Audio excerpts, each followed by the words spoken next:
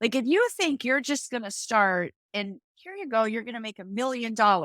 It's not like that. You got to be tough. You got to pivot. I would say it's like a pinball machine. This is great. Bing. Oh, bing. And then sometimes you fall in and you got to start over again.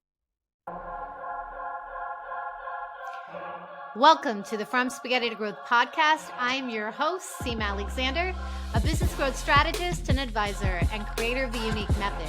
In each episode, I have unfiltered conversations with successful founders, CEOs, and experts where we delve into their business journeys of how they went from chaos to growth and everything in between. If you're an entrepreneur seeking inspiration, tips, and strategies to take your business to the next level and turn your spaghetti into growth, this is the podcast for you. Now let's start growing.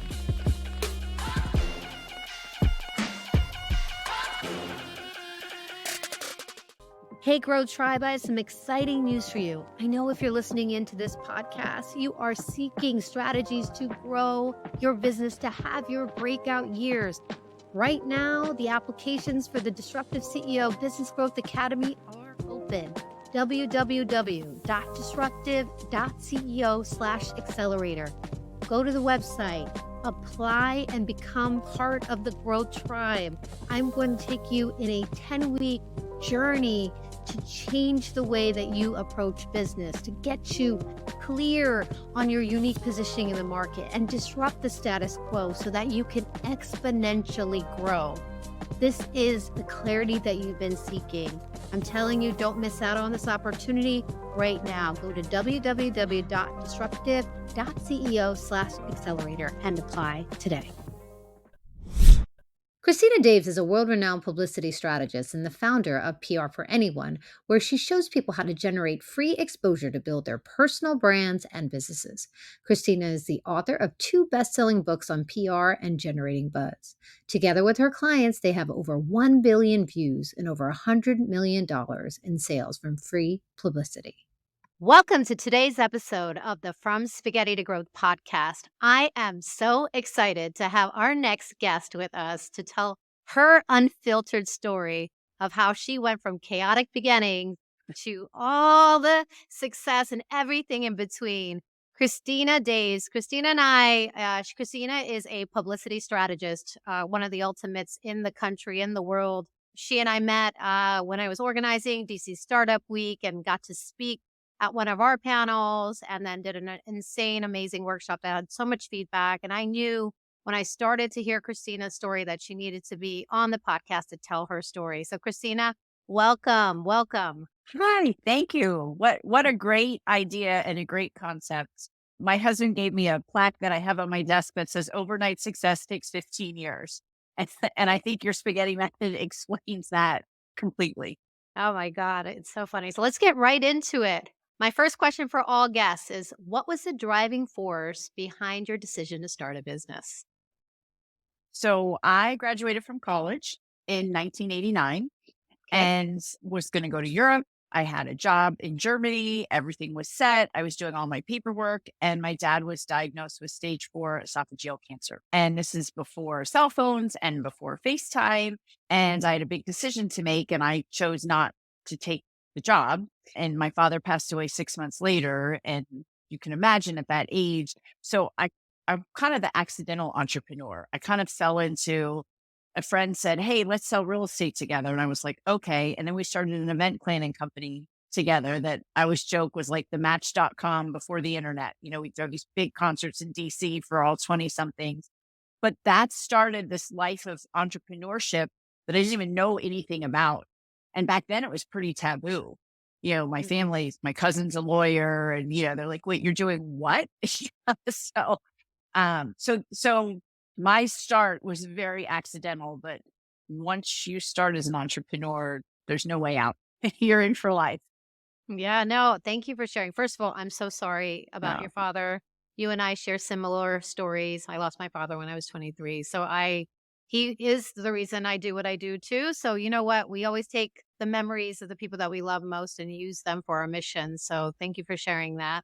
Accidental entrepreneurship. It is an interesting one, right? Like you just sort of come right in. So like, Let's get deeper into that, right? You said you were doing event planning and you're in DC throwing these parties. What did that even, because like, I know where you end up, at least for now, right? Until the next spaghetti phase, right? But let's get deeper into like what was that? How did that even come about? And then let's keep Yeah. going. So I got my real estate license because I knew somebody who had a real estate company. He's like, just get your license. You come work here. And one of the guys selling real estate, we became great friends. We're still great friends. He's like president of a big real estate company now. But we sold real estate together and he had this side hustle where they did these events. It was him and another guy. And they're like, we really need some girl power in here. This is Mm. two guys doing this. Like what? So the three of us formed partnership and we would do ski trips and Gold Cup events and concerts in DC, like shutting down 8 streets, like tens of thousands of people. Oh, wow. Uh, yeah, and we would mail, I can't even just think back.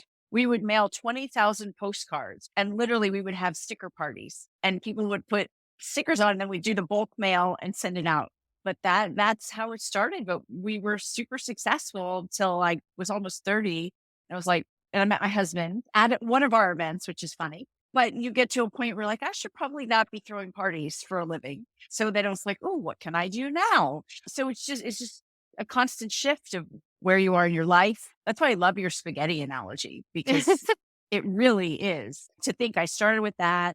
I did land development work because my real estate partner's dad was a big eminent domain expert. He's like, I'll hire you. Just come work for me. If you're smart, I can teach you this. And I did land development for several years. But then when he retired, I just went off on my own. And so it's just the constant entrepreneurial, if you have that mindset, you can really do anything. You teach yourself. We all have gifts. So, you teach yourself and, oh, I'll do this business. Oh, well, I'll do this business. And now I'm doing PR strategy, which I never in 1,000 years would have ever thought I would be doing, but I accidentally found out I'm really good at it. Oh, wow. Okay, let's talk about something you said. There's so many little nuggets in that, but Yeah. we figure out we all have gifts, right?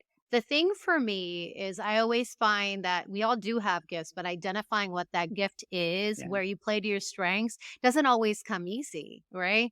So how what is that like that moment you went from event planning to land development, right? Development. Yeah, that And was boring. development, which my husband's in real estate. I've done a lot of work in that space, so I get it. I get, but it is exciting in its own right. Okay, like when did you figure out what was that next phase, and what is that like? Where did you figure out your gift? What was your gift? Right, a mindset? Yeah. Was it strategy? What was it? Yeah, next phase was where we lived, there was nowhere to shop.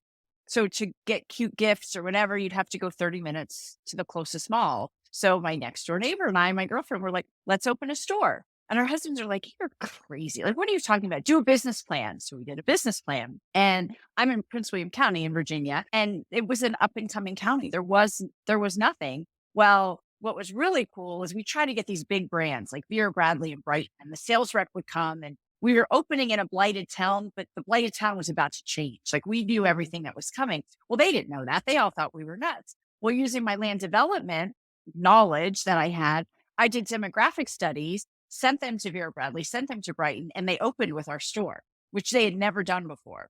Wow. So building on, like I was good at research and that helped in that. We knew nothing about retail, nothing. We knew cute things that we liked. And our accountant said that too. He's like, I don't know what you girls are doing. You just keep doing that and we'll take care of your books. Like, don't worry about it. But I think it is a mindset. I think you go into it.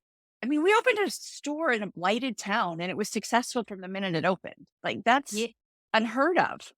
It is, but you were using the strategies that you learned from past, experiences to Yeah. figure out how to make it work, right? Right. Like, and that connectivity is so important as you grow as a human, but as you grow as an entrepreneur too, right? So you're bringing this. So, tell me a little bit more. So, what made it successful, right? Because I didn't even know a lot of this in your background. I just thought you were this incredible PR strategist and helping people make over $100 million. I know all about your current state, right? So this is fun because guys, I need you to understand everyone has phases of life, phases of if you're, a serial entrepreneur from life, if you were in corporate America and you go into entrepreneurship, it's just different, right? For everyone. Okay, so let's go. So now you're at this store, retail.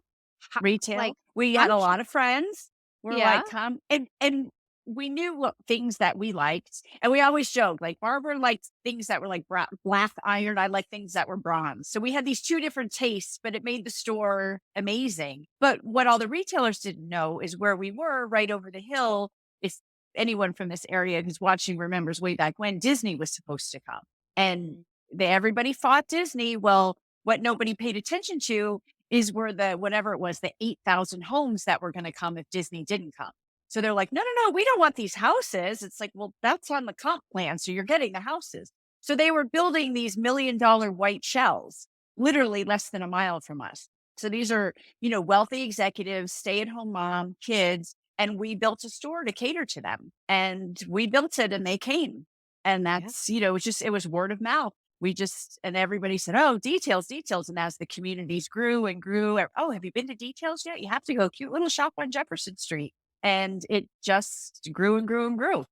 But to me, that's not accidental because you know the No, target audience that was we coming, did. right? We You did. knew, and you knew how to cater to them, and other stores had no Yes. idea. I Nope. mean, that's amazing. And then how long did you have your store? What was that phase like? So I stayed almost 10 years. And Wow. if anyone watching in retail, I didn't have another holiday season in me. That's where you make your money, Thanksgiving to Christmas. My business partner, Barbara, she just sold the store. So she lasted 20 years. I lasted 10. Wow. So I'm going to ask you a question before we move into the next phase around courage.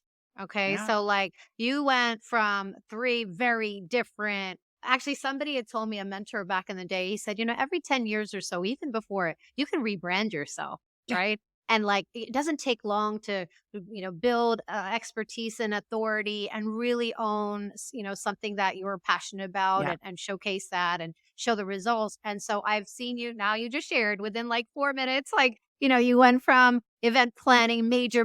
I mean, we're talking, you said 8 streets Big. were closed, big, Yeah. right? Big I'm a co blocks. organizer of DC Startup Week and I thought thousands of Yeah. people, but I'm like, blocks and Block. licenses. I mean, so again, you think about the licenses and all that, then you get into Permits. land Yeah. development, which real estate, you need all that two plus more, and then retail. So that takes a lot of courage. Like, what gave you that, internal Yeah. I courage? so and it's funny, my husband's family, he comes from bankers, father, grandfather, like this really conservative approach to everything. Now that we've been together 30 years, I've loosened him up a little bit.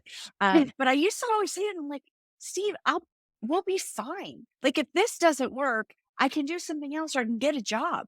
Like, it's not."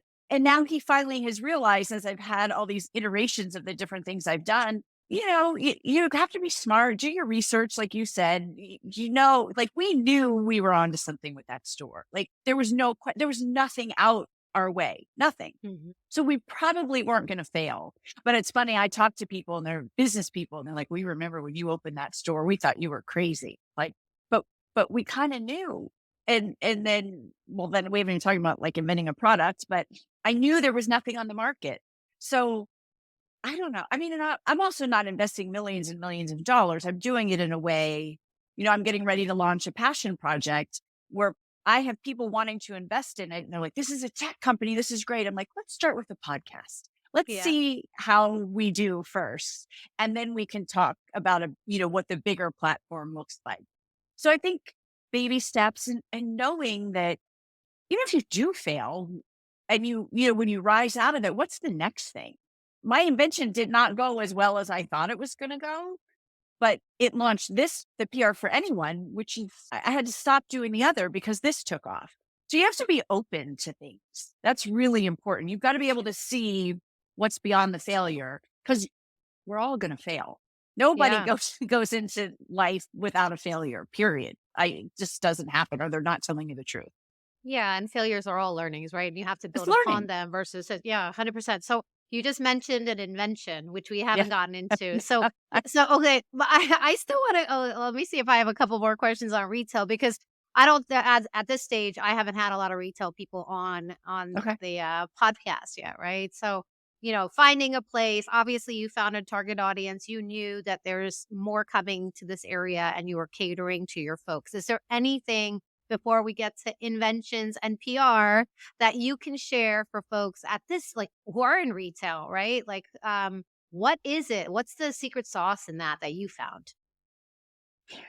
So you have to decide what you want and how you're going to get it. So at the time, I told you Haymarket was a blighted town. There was nothing in the town. I mean, except literally almost burned out buildings. Like it was not a pretty place. Then we knew that they had a whole plan coming. Like if you drive through now, it's beautiful, but we had to find a place. And and the only thing we could find was this cute little house because we knew we wanted kind of to do a house, an old historic house off the main drag. Wasn't even on main Washington Street. This is off, but somebody lived there. So we went to the mayor of the town and he said, "Oh, let me introduce you to the person who owns the house." Because it was, even though somebody lived there, it was zoned commercial. And he's like, "Oh, yeah, you guys can take a look at it. We've got renters in there for years, though." We were like, "All right, well, we have to wait years." And we went, and whatever we did, we scared the people away. And he gave us the place and he converted it to a retail store. And we were like his best tenants for the last 20 years. But so Mm. you've got to, I do think mindset is such a big part of it. And, and we were nuts to go off the main drag, but we knew that they would come. There was never, I mean, now 20 years later, there's foot traffic. There wasn't going to be foot traffic for 10 years. We knew we were going to be a destination. So knowing that, what you want and who your audience is and how you're going to get to them, how you're going to talk to them. We were at that age, we had kids, all our friends, all our play groups, whatever. And then word of mouth just exploded. Exploded. Amazing. Okay, so let's move to the next. So the one I want to get deep in is the PR, but I Okay. want to hear the invention. Is that next? That's yes. So retired from the store, thought I was just going to be a stay-at-home mom. I was in my mid-40s. It's a good time to retire. Forget it. So I broke my foot.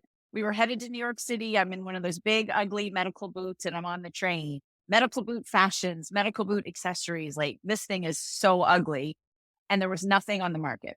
So I invented a fashion line for it, thinking, oh, with my retail expertise, I can do this easy peasy. The part I didn't know, and again, here's one of my spaghetti strings. Yeah. Uh, I I created a whole new space in the marketplace.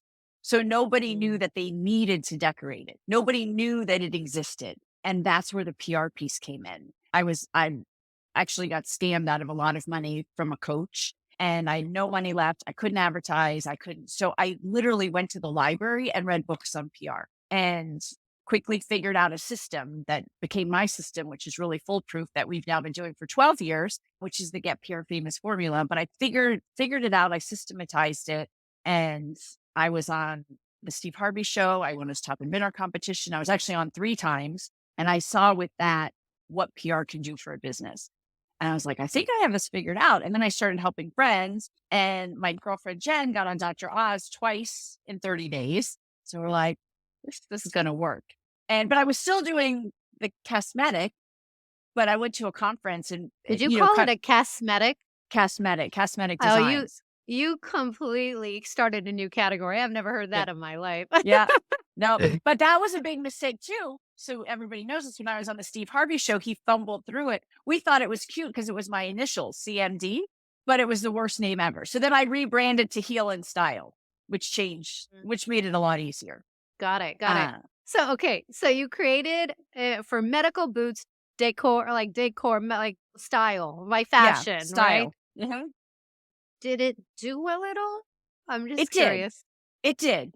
It really did. It wasn't the $100 million company I thought it was going to be, but I just closed it down this past year just because I Oh, didn't wow. want to run it anymore. I'm so Right. invested in the PR piece of it.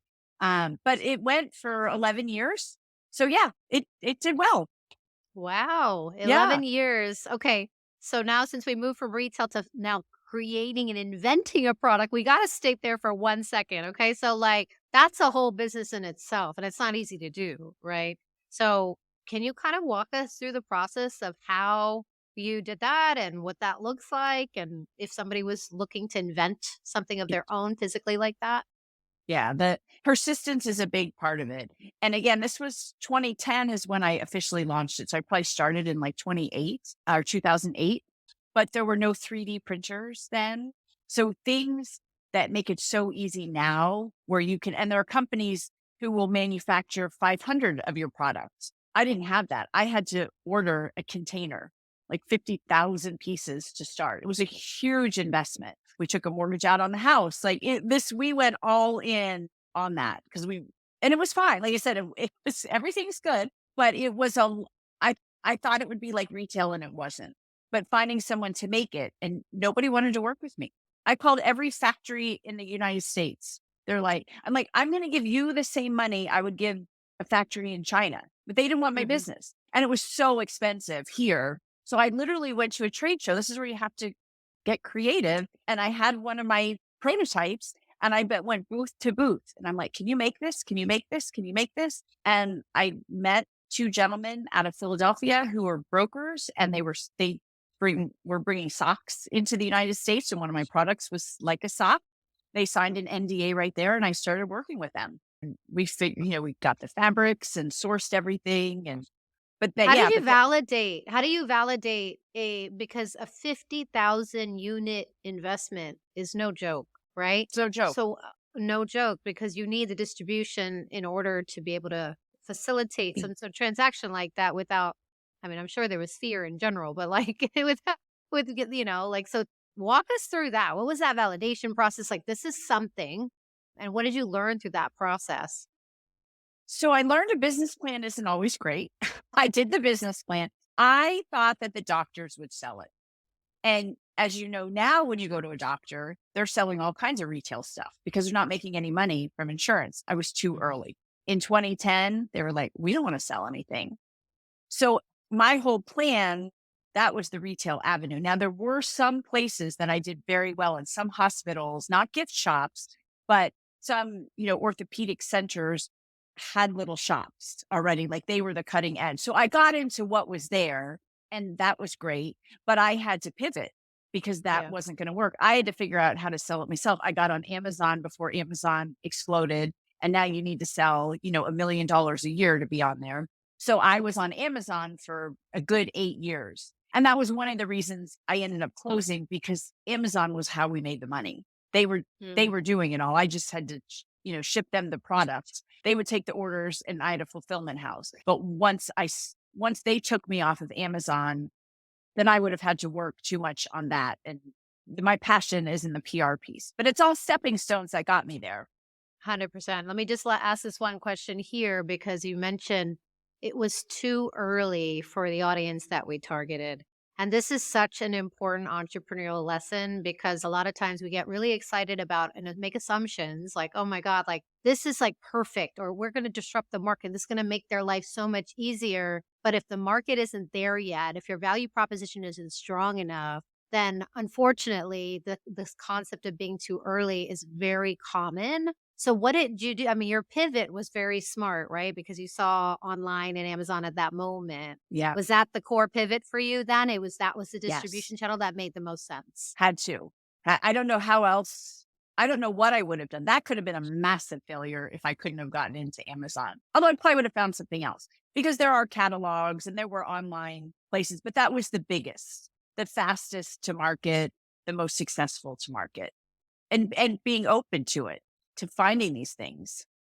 Yeah, yeah, and you're clearly a strategist, Christina, right? Uh, Because not the thing is, like, listen, like entrepreneurs, like I think you said in the beginning, somebody called you crazy, but we're the 1% of crazy, right? We have ideas that come. There's a lot of ADHD or ADD of like, oh my god, I could give you in all these things, but then there's something that again now, and we're gonna get to the PR side of things that you've built every step of the way. You've had yeah. different insights and different results to get you to where you are today. So now Right. let's move from this invention that you just sold. Congratulations. I Yeah. mean, I Thank know you.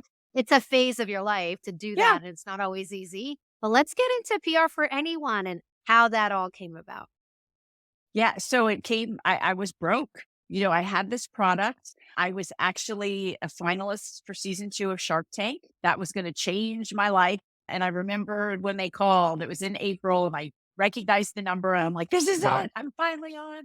And they didn't, so you go through these steps. You go through the producers, and then I always joke, Mark Burnett loved me. He said yes. Well, ABC said no, because in Mm. season 1, they had a product for cowboy boots, like to decorate cowboy boots, and they thought it was too similar.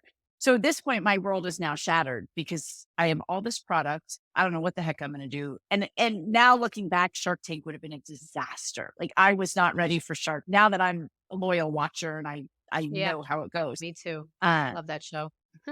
but devastate. I mean, I still remember my kids' friends like, Mrs. Daves, are you okay? I'm like, I'll be okay. I cried for 3 days. And then it was like, Oh, put your big girl panties on. What's plan B? Let's go. And that's really where the PR piece came in. And that was April. And it was October, November. I ended up on the Steve Harvey show, which was an inventor competition. I won $20,000 when I was dead broke. It was the injection I needed in the company to get to the next step. I was on 2 more times. I got Diana Ross to wear the product when she sang for President what? Obama. Oh yeah, I've got pictures. Yes. It was you, but you have to be scrappy as an entrepreneur. Like if you think you're just going to start and here you go, you're going to make $1 million. It's not like that. You got to be tough. You got to pivot. I would say it's like a pinball machine. This is great. Bing. Oh, bing. And then sometimes you fall in and you got to start over again. But this has been amazing, and that was the kickstart, and then people started reaching out to me, and they're like, "Christina, how are you doing this? Like, I see you everywhere. What are you doing?"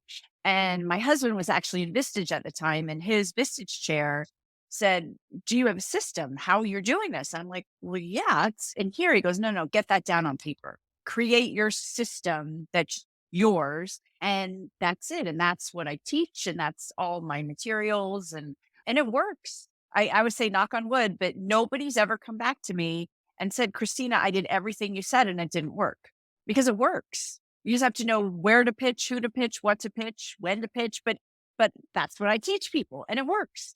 Yeah. Now, okay. So let's dig deeper in this because this is Mm. literally what I teach to in terms of the unique method, right? And like getting people to own their expertise and put it in a package. I would what I call it's like your intelligence packaged because it's something you've done over and over again. It has consistent results and it's uniquely yours. Nobody can take that away from you, and it makes you stand out in the market. So to me, when I see things like that logo in the back of you, it excites me. PR for anyone, right? Because you have a trademark on it, you have a new program. Let's get into now, like, yeah, it's one thing to say, you know what? I figured it out. I have a formula. It worked for me over and over again. I've helped people. They have testimonies. Let's go deep now into your platform. Where did it start? Where has it ended up? Right? What does it look like? Yeah. So, right. So it started with me just kind of, like I said, helping friends and then kind of creating business. I created my first digital product. I had a couple people who were much bigger who now we teach this influencer marketing. Don't think Beyonce or The Rock. Think about somebody who, you're here, who's here that you can provide value to. So, two big digital marketing people took me under their wing, saw my value, and did JVs with me. We did affiliate marketing and Mm. they put me to their, 10, 20,000 list. And we did webinars and that was my launch pad. And I definitely recommend finding influencers, finding people who you add value to. It's just not your direct competitor. Although I have worked with all of my direct competitors and they're all friends of mine because we all bring a different spin to what we do. And we offer a couple of unique things that we can offer each other's audiences. But most people aren't that comfortable with that. But there are people you're in alignment with that are further ahead than you, that have a following, that have big lists, that have engagement. Don't pitch them right away, but see what value you can bring to them and make it a win-win proposition and ride their coattails a little bit and establish yourself. That's the fastest way to do it. I mean, you can do it yourself, but that's a great way to speed up the process, which is what I did.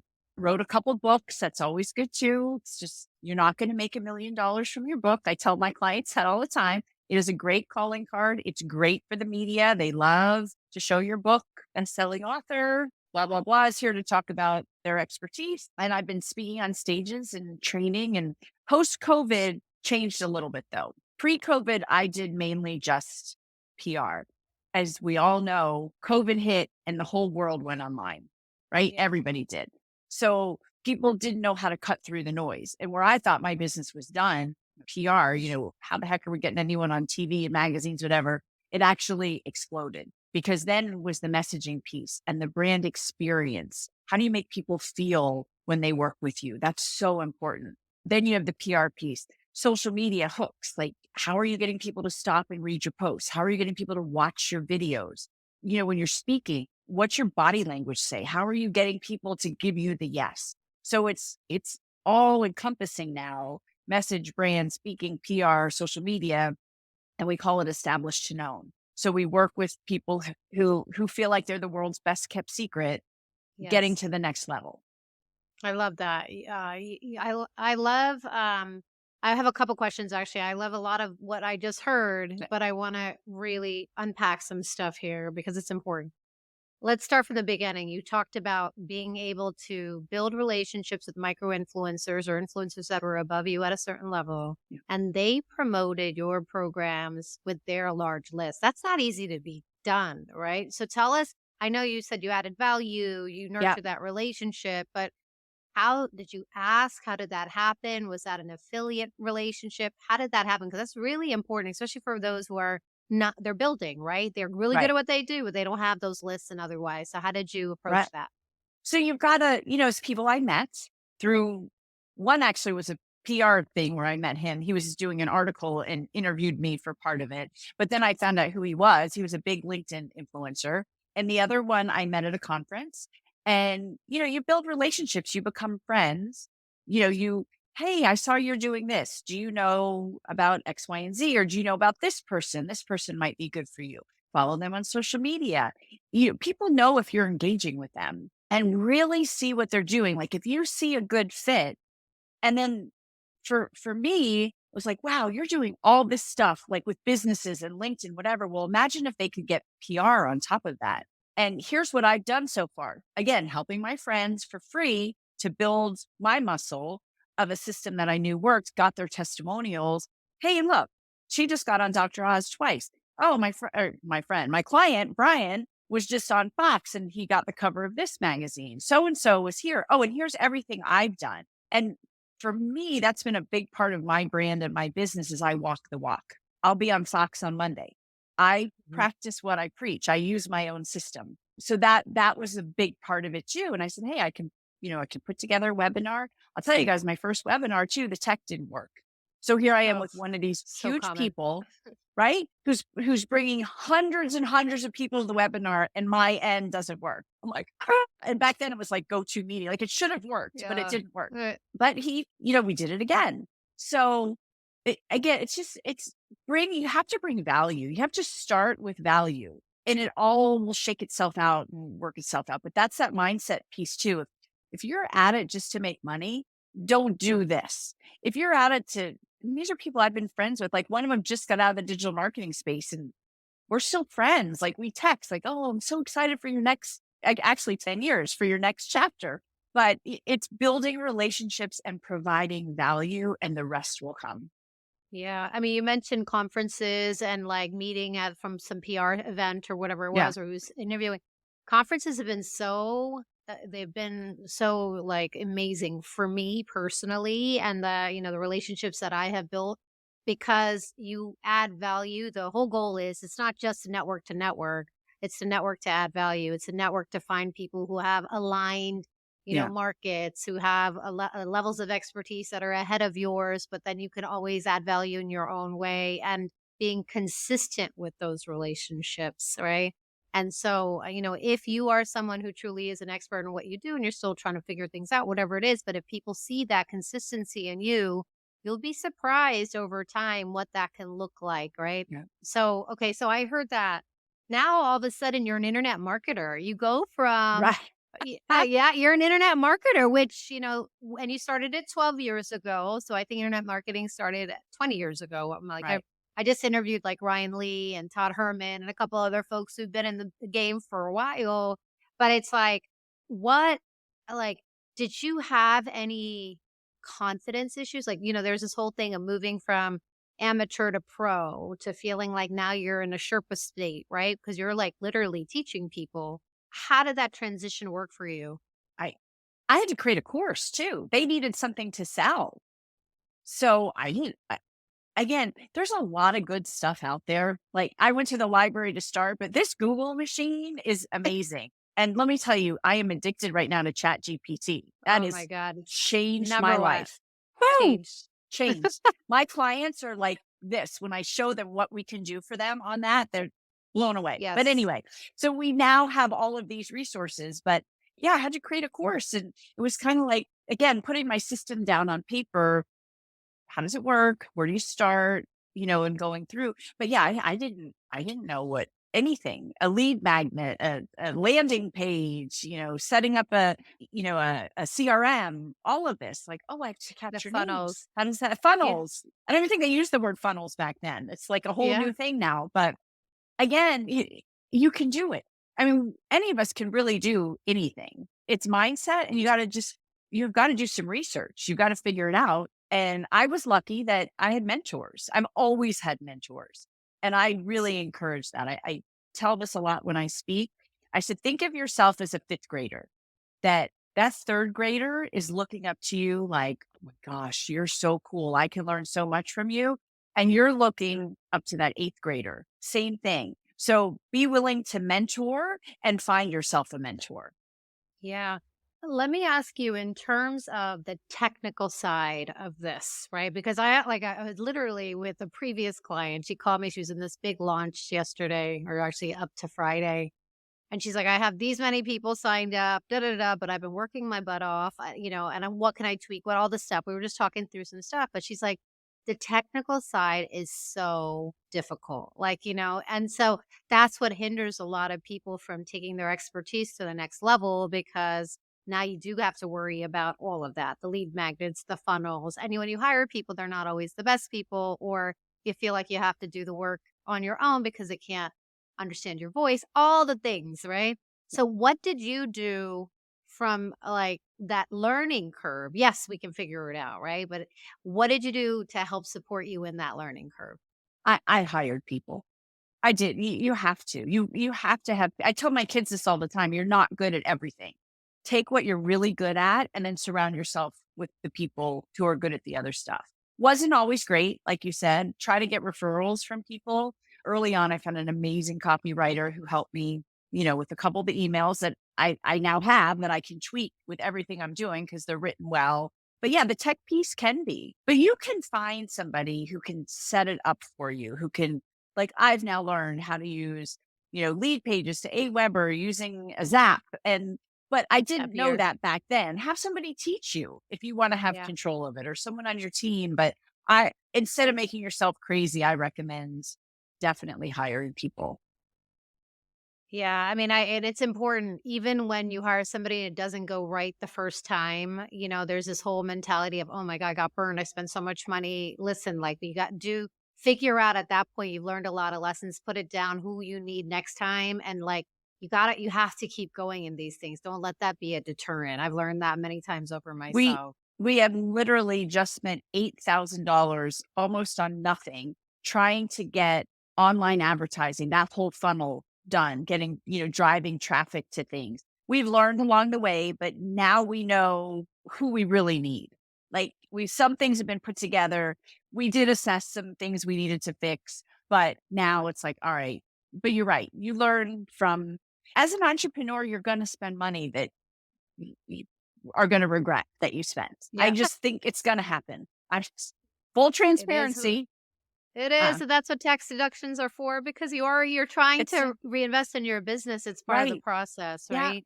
So we share actually a commonality when it comes to people's expertise, but also the way that they position it and message themselves in the marketplace. And I think something that I love about your branding and things is that it showcases a transformation. It's not just about a feature. So even with your new program, it's established and like no, that whole right. established to known? Yep, Established to know, establishing. right? So, these are your seasoned expert, but you want to be known in the marketplace. It's very like it's easy to remember, and that's a methodology I'm assuming that's behind your program, and Yep. we can talk about that. How important and what do you share with your clients and others around, you know, this this positioning and messaging of your expertise to really attract your ideal client and own your presence in the marketplace. You would be surprised how people don't know how to do messaging, don't know, and this is the biggest thing that I tell people is you're putting out there what you think people need, you need to take a step back and listen. What do they think they need? That's the most important thing. People need, we have such short attention spans. They need to land on your website and know instantly, what do you do? Who do you serve? What pain do you solve? And for whom? People who are like, I can work with anybody. You can, but you need to really hone in on that messaging. Who are you talking to? A new client is a big realtor and didn't even know this as we are coming through all of this. She works with divorcing families, and but none of her messaging says that. That's all of her clientele. And half of her clients are Hispanic. She's bilingual. I was like, doesn't say it anywhere. So we're literally just little tweaks. She's like, I didn't even think about that. So a tagline that says, helping families navigate through divorce, real estate. I can't remember exactly what we did, but just a great Sure. little tagline, just so people know what she does. Like, we don't think And about what's it, different? but it's who are you talking to and what do they need to hear from you? That's the most important thing. Mm. So in this phase, so the PR, so you had those two advocates to help support you in the beginning. How did you grow this thing, Christina? Because you definitely had spaghetti phases throughout each one of the businesses that you shared. What was the spaghetti phase here, and how did you start to focus on growth? I started speaking. I realized, and I was not a good speaker. Actually, I should tell how I started speaking. My mentor thought I had a great story to tell and wanted me speaking. And I said, absolutely not. And when he texted me for what I thought was lunch, because we did this regular lunch, I said, sure, I'm free. He said, great. I just bailed on a speaking engagement. I put you in, and it's only 10 people. You'll be fine. But he knew I wouldn't let him down. And I will tell you, I was horrible. I had notes. I was horrible, but everybody loved the story. And then I was like, oh, okay, I can do this. So with coaching and, learning speaking skills and learning how to create a good presentation. And I mean, now I've been doing it for 10 years. So it's much easier than when I started. But that for me, that and the PR, the more the more I'm in the media, the more people get to know about me. And I hear this all the time. People I haven't seen, they're like, Christina, you're everywhere. But I wouldn't be doing my job if I wasn't everywhere. Because how can I tell you I can help you become known and be everywhere if I'm not known? So it's just knowing how to get yourself out there to a bigger audience so that people know who you are.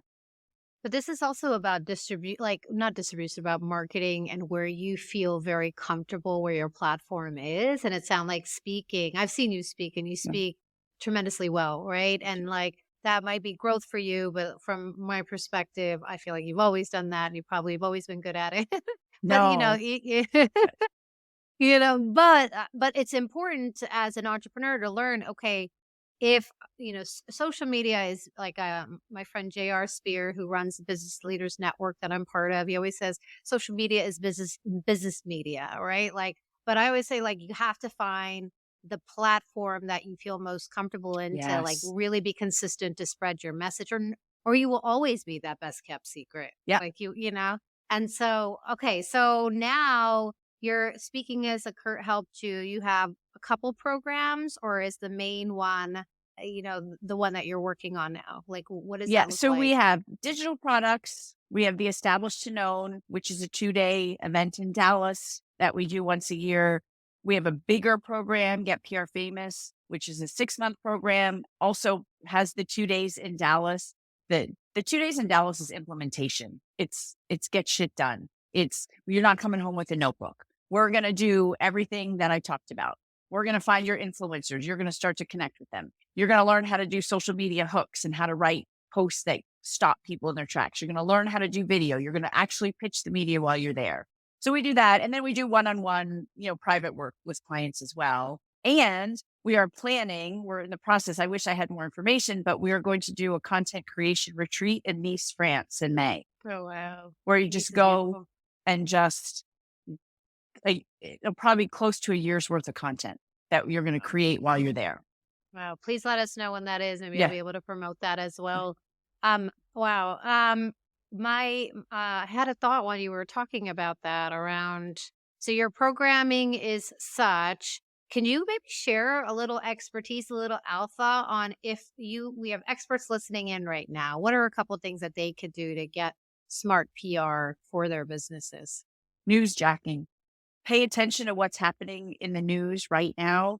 I have a client last week who ended up on ABC and NBC. She's a realtor who kind of uncovered a new scam about people trying to sell vacant land, and she figured it out. And I was like, oh my God, that's brilliant. Boom, sent in a couple pitches. She landed 2 TV interviews. Who I was just talking. Oh, I have 2 clients. One is a retired SWAT commander. One is a certified body language expert.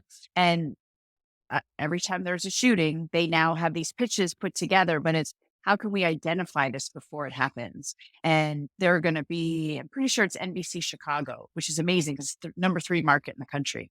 So newsjacking, listen, see what's happening in the news. How can you insert yourself into that story? Because they want to talk about what everyone else is talking about right now. So you have the core story, but you've got to do the peripheral stories around it. Got it. What if you're like a startup tech expert or same thing? Is that they can leverage newsjacking for the same Sure, your concept? startup tech. Elon Musk has been in the news all year. You could be the expert on Elon Musk, Twitter, Tesla. If you're a start, I mean, right? He's a startup. Okay. So, one other question around this. A lot of people do that. And I think some of the hesitation is, well, that's not really what I want to be known for. So, does that, it's still in my world, but it's like one nuance. So, how do Yeah. you leverage the news jacking to make it make sense for the business? And I just talked to a client about this yesterday. If it is in line with, right. I mean, what you're doing is you're positioning yourself as an industry expert.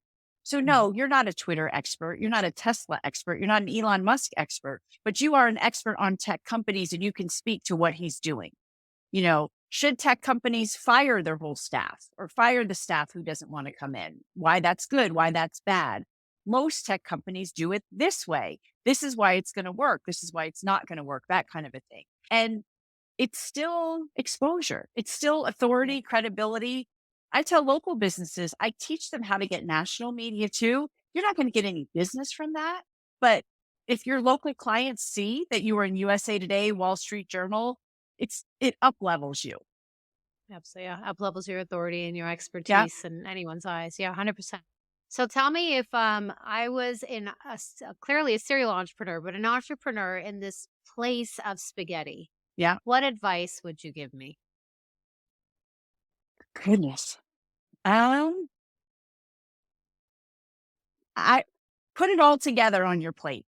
Like everything you've done, your spaghetti life really all ties together. So take what you learned in each phase of that and use that to your advantage. Because with everything we do, we learn and we do. So that's what I would say. Put all your spaghetti on one plate. You're good. Put it all on and align it. I love Yeah. it. I love it. And the instead of asking about where people can find you, which obviously is important, I'll ask you that. How can people help you grow, Christina? You have an amazing message, a Uh, great methodology that you teach a lot of people that really, takes businesses to the next level. So how can people help you grow? I love that. I love to speak and I love to share this. The more people I can share this with, the more successful businesses there will be. So, associations, corporations, whoever needs people to talk on this topic, definitely share my name. I would appreciate it. Amazing. And how can people find you? Yeah. I always joke if you can't find me, I'm in big trouble. But ChristinaDaves.com, Christina Daves on LinkedIn, Christina Daves official Instagram, PR for anyone. That's the thing. I should change that name, but that's Twitter. But yes, ChristinaDaves.com, everything is there. And it's Daves, Daves, Correct. right? Yep. Yep. Amazing. Well, Christina, thank you so much for Oh, being thank on this you. Thank you. episode from Spaghetti to Growth Podcast. I had no idea. That's what I gotta tell you. I thought we were gonna have a full on hour PR conversation, but that was beautiful Oh, because it really showed, your spaghetti, truly your growth as a human with your mm, skill sets and how you started to take each one of those pieces to the next business. It showed courage and resilience, right? In moments and like you thank like, you. it's inspiring, right? So there are a lot of serial entrepreneurs kind of in that same vein, and it was a fun interview to have, and thank you for adding so much value. Oh, thank you so much for having me. Hello, to the G Tribe, aka Growth Tribe. As an entrepreneur, I know time is currency, and I don't take it lightly that you listen into today's episode of the From Spaghetti to Growth podcast.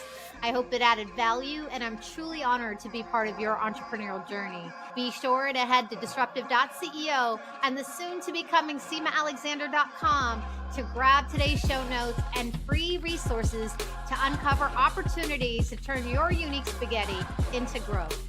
If you found value in today's episode, please rate, comment, and subscribe on your podcast platform and keep listening. Look forward to seeing you on our next episode.